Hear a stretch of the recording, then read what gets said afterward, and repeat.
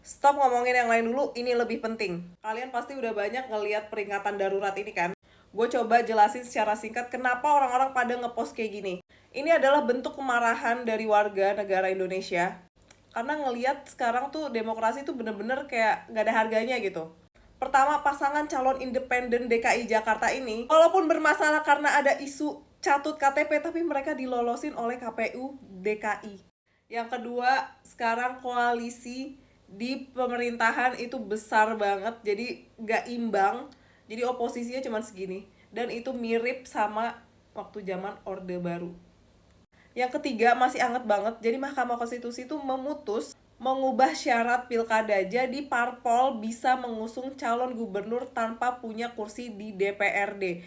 Yang mana sebelumnya itu ada syarat 20% minimal harus punya kursi di DPRD. Karena ada putusan MK ini jadi turun. Jadi nggak perlu ada kursi di DPRD, tapi hanya perlu 7,5% suara di provinsi tersebut. Orang-orang udah pada seneng dengan putusan MK ini. Tapi pada dasarnya pemerintah tuh nggak seneng, rakyatnya seneng. Jadi DPR langsung bikin rapat pleno dadakan. Begitu putusan MK besoknya langsung rapat, lembur-lembur deh tuh mereka. Nah ini yang membuat warga marah. Selain tadi, MK tuh juga memutus batas usia calon gubernur. Jadi calon gubernur itu harus berusia minimal 30 tahun saat penetapan calon, bukan saat pelantikan.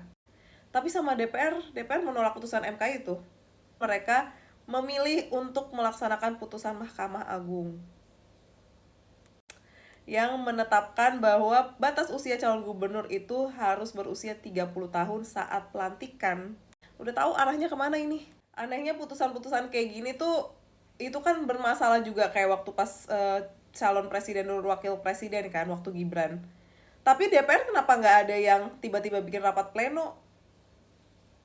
Kenapa perlu dikawal? Karena RUU Pilkada ini nggak cuma mengancam warga Jakarta, tapi mengancam seluruh warga Indonesia.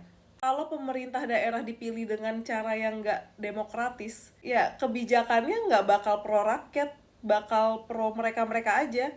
Yang dulu aja nggak semuanya pro rakyat, gimana kalau misalnya sekarang udah dikuasai orang-orang mereka? Apa yang lo harapin? Menurut kalian gimana? Coba deh komen.